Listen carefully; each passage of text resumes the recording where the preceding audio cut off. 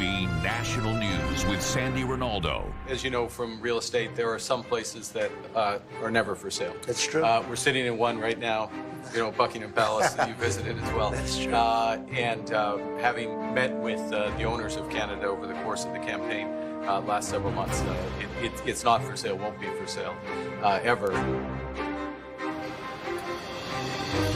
Hello from windy Washington, where Prime Minister Mark Carney met with U.S. President Donald Trump today, a much-anticipated high-stakes meeting at the White House. Now, the focus was cross-border trade and Canada's sovereignty. Mark Carney also held a press conference from the Canadian Embassy this afternoon, and we will get to that in a bit. But first, let's bring in CTV's Washington Bureau Chief Joy Malvin, who's with us now from the lawn of the White House. Okay, Joy, it appeared that Donald Trump welcomed Mark Carney to the White House. The tone was friendly enough when the two men were together in front of the television cameras. But then the president ran the show. At least that was the impression I got. What was your big takeaway from the exchange? Hey, Sandy, it was an extraordinary moment. Everybody wondered, how would Prime Minister Mark Carney get along with Donald Trump? What would be the vibe, the tone, the body language, that sort of thing? And of course, with all the trade tensions going on between the two countries and Donald Trump's constant talking about the 51st state and trying to annex Canada and erase our border, would that question come up? Well, of course, it did come up. And everyone wondered, would our Prime Minister stand up for Canada? How would he deal with Donald Trump? Well, we got our answer. Take a listen. It would really be a wonderful marriage because it's two places that get along very well. They like each other a lot. Well, if I may, as you know from real estate, there are some places that are never for sale. That's true. We're sitting in one right now, Buckingham Palace that you visited as well. That's true. And having met with the owners of Canada over the course of the campaign last several months, it's not for sale, won't be for sale ever. But the opportunity is in the partnership and what we can build together. Sandy, there was a lot of praise back and forth, which is very unusual for this president.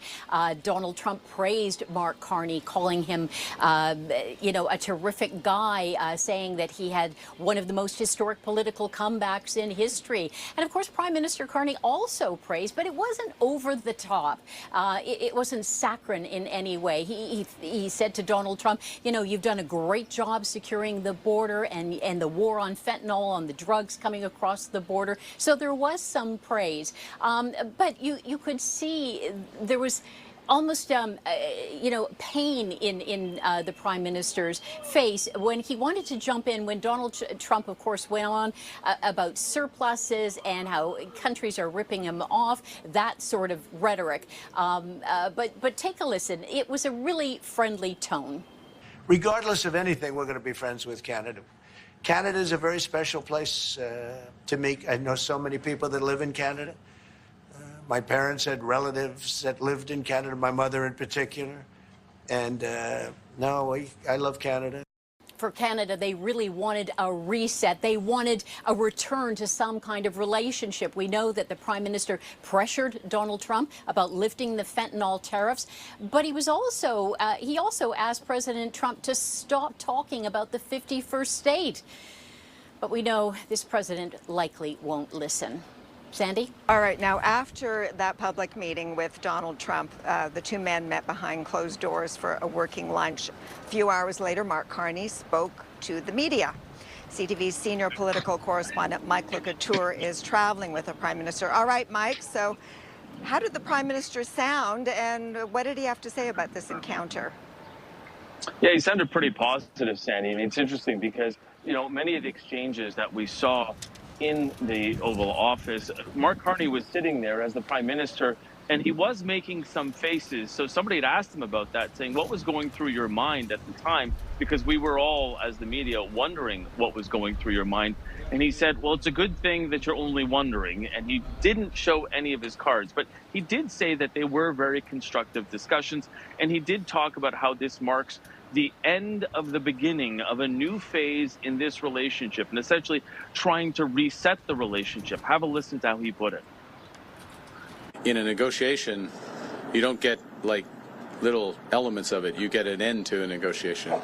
We're having a very complex negotiation about a wide range of issues, and it's as I said before I came here, I wouldn't have expected white smoke coming out of this meeting. That was not my expectation. That because of the nature of the negotiation.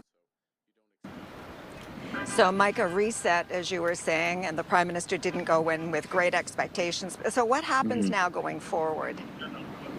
Yeah, he says, look, they're going to continue to have these types of discussions. And, he said, look, this is not a linear negotiation where we expect that something will happen at the end of one meeting. He looks forward to further meetings, but certainly happy with how this one went, and said, looking forward to further meetings with U.S. President Donald Trump. Have a listen. I feel better about the relations in the sense of, in many respects, one, the posture, if I can put it that way, or the positioning the president took towards us. Secondly, the breadth of discussion and how concrete the discussions were. And Sandy, we understand that two will meet again. We got a little bit of a news nugget here later on in the summer, June 15th to the 17th at the G7 that's being held in Kananaskis, Alberta. Mark Carney saying that he looks forward to meeting face-to-face with Donald Trump at that point, meaning that it looks like the U.S. president will be coming to Canada after all. That's important news for us to share. Thanks so much, Mike.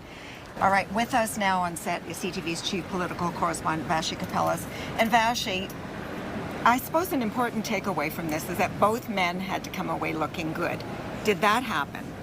I think both men didn't come away looking worse, so there is some optimism we can take from that. I was just reading some response from Donald Trump himself, who was saying that the meeting went well as in the same way that Mark Carney, the Prime Minister, did. So they're both characterizing it as productive and constructive. That's a whole lot better than both of them characterizing it as negative and not constructive. So I don't want to read too much into it because you never know when it comes to Donald Trump. But I do think we could be in a far worse position today, talking about a lot of negatives, and at least we're not doing that. So when you were watching that interaction between the two men in the Oval Office, what was going through your mind?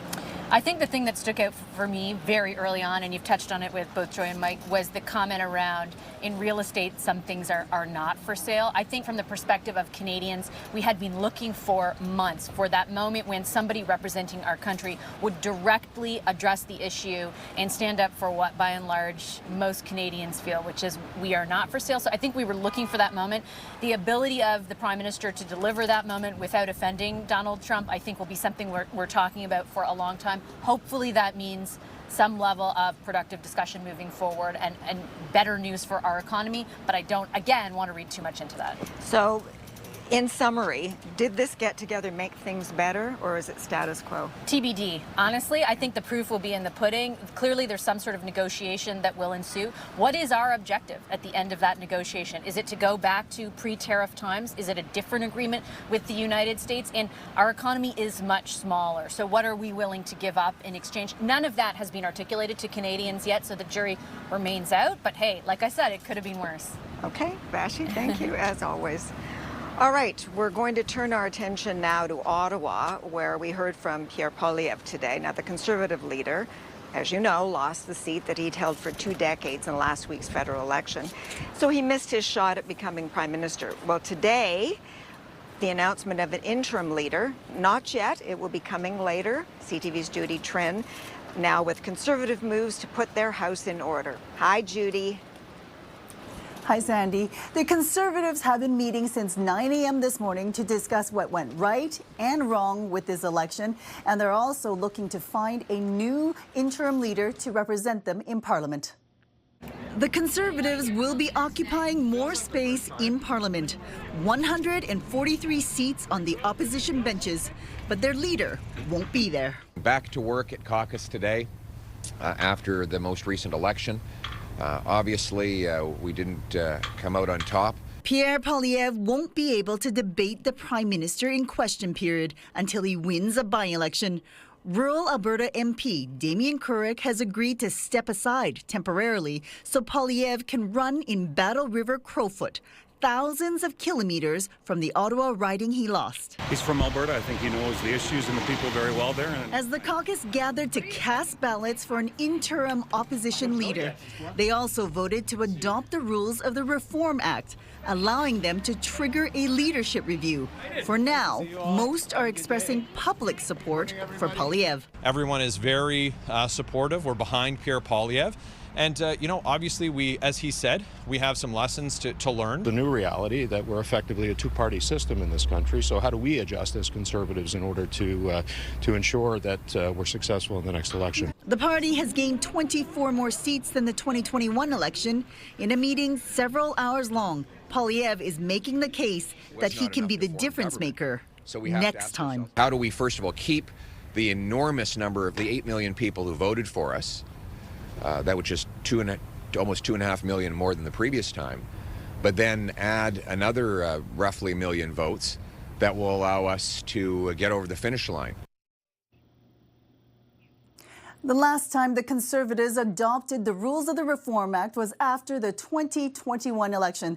That time, they chose to oust leader Erin O'Toole. That may not happen this time, Sandy, but Pierre Poilievre still has a by-election to win. Sandy. All right, Judy, thanks so much. Now, Alberta's Premier Danielle Smith said today she does not want her province to separate from Canada, but she defended a move that was announced yesterday to set up a panel that could eventually lead to a referendum on the issue.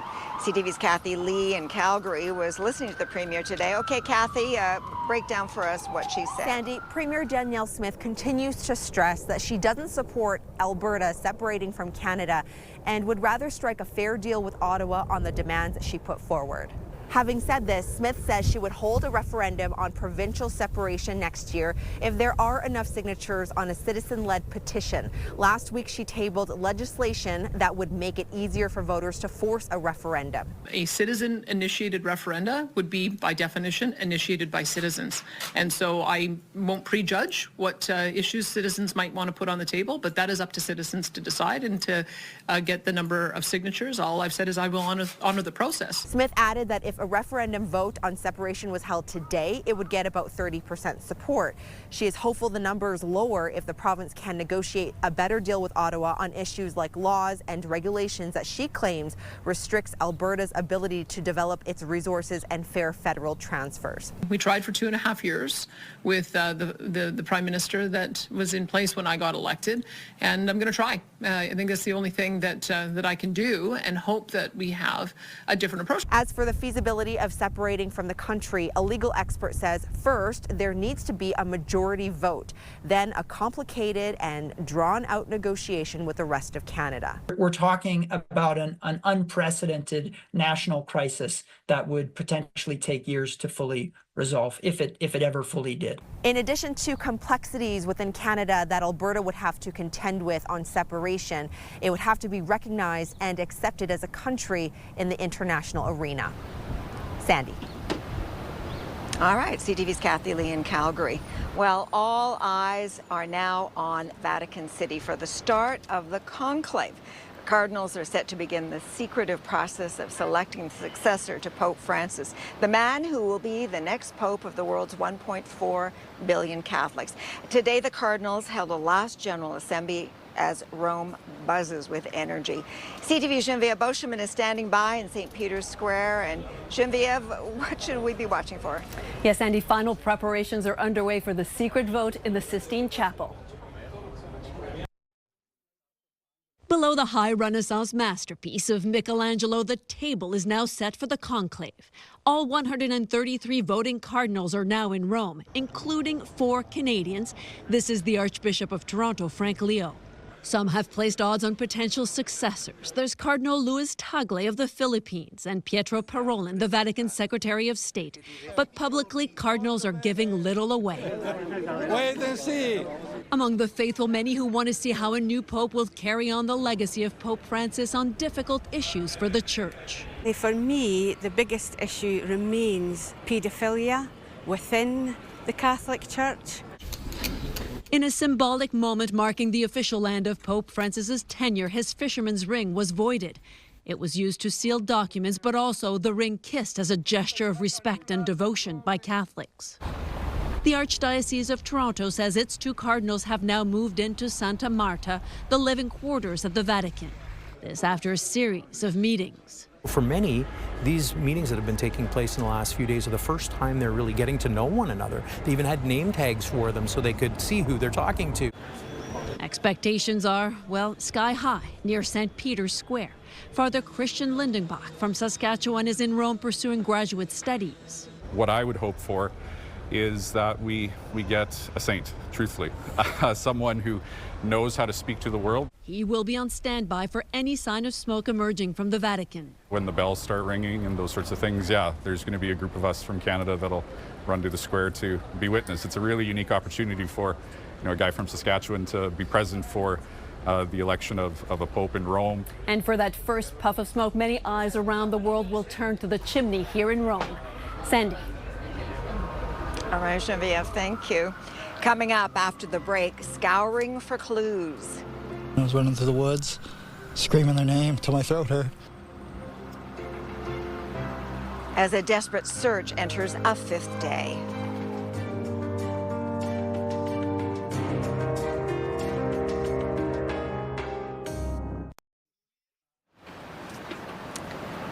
Well, the search for 2 missing children in Nova Scotia's Pictou County has now entered its 5th day. Jack and Lily Sullivan, who are 4 and 6 years old, went missing around 10 a.m. local time last Friday.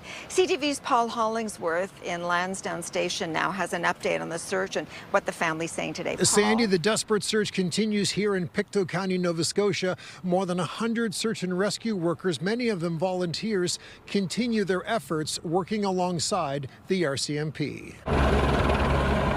As the massive search continues in the thickly wooded area of this Nova Scotia community, 6-year-old Lily and 4-year-old Jack Sullivan's mother and stepfather are holding out hope, waiting and praying for any good news. The very first day I wasn't around very much because I was just searching. I was running through the woods, screaming their name till my throat hurt. The focus of the search involves a radius of several kilometers from where the children were last seen playing on Friday. We want to bring these 2 children home to their parents.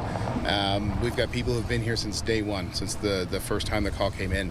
So they're tired and they're optimistic. They have one job. This is all search and rescue does, is they try to bring people home safely. The search area has expanded on an hourly basis and the methods being deployed are also changing. Originally, there were 2 search and rescue helicopters. Now there are 3, and rescue workers have deployed 5 drones to assist in their efforts to find these missing children. Sandy. Okay, Paul, thanks so much. Still ahead after the break, an unfriendly security breach. A suspect crashes through the gates of a high-profile home.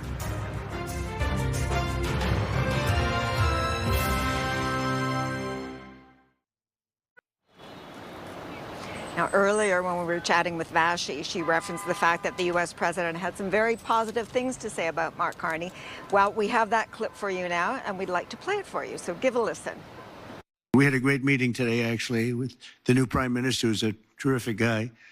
And we had a very long session with JD and Marco and everybody. And it went very well. No, we had a very great meeting and no tension. We want to do what's right for our respective peoples. And that's what's going to happen.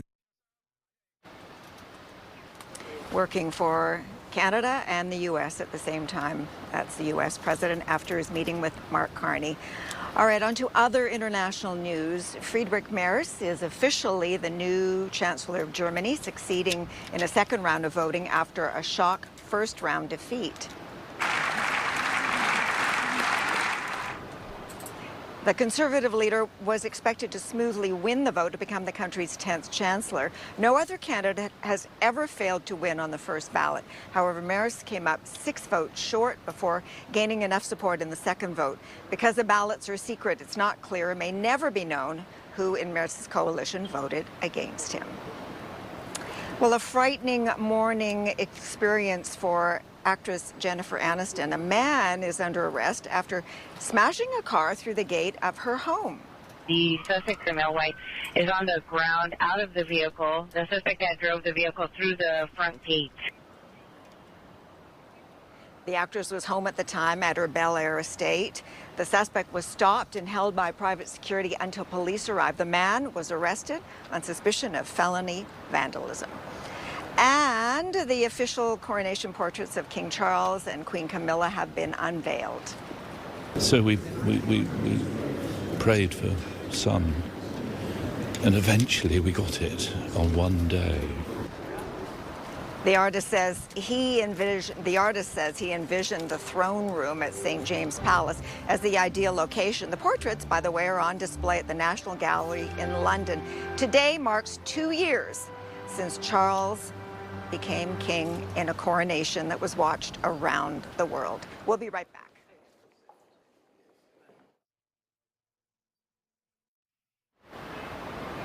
Quite the day in Washington. Trade tensions on display as Mark Carney met with the U.S. President. Donald Trump says he wants friendship, but attacks Canada on trade. He then praises the nation, but says we should be part of the U.S.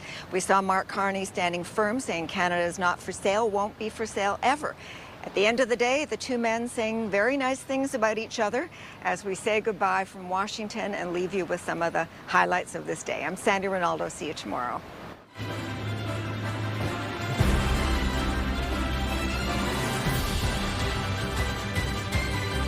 It would really be a wonderful marriage because it's two places that get along very well. They like each other a lot. Well, if I may, as you know from real estate, there are some places that are never for sale. That's true. We're sitting in one right now, Buckingham Palace. You visited as well. That's true. And having met with the owners of Canada over the course of the campaign last several months, it's not for sale, won't be for sale ever. But the opportunity is in the partnership. But I say never. I've had many things that were not doable. Part of the way you've conducted these tariffs has taken advantage of existing aspects of USMCA. So it's going to have to change. There's other elements that have come, and that's part of what we're doing these days. Regardless of anything, we're going to be friends with Canada. Canada is a very special place to me. I know so many people that live in Canada. My parents had relatives that lived in Canada, my mother in particular. And no, I love Canada. The history of Canada and the U.S. is we're stronger when we work together, and there's many opportunities to work together. And I look forward to, addressing some of those issues that we have, but also finding those areas of mutual cooperation so we can grow.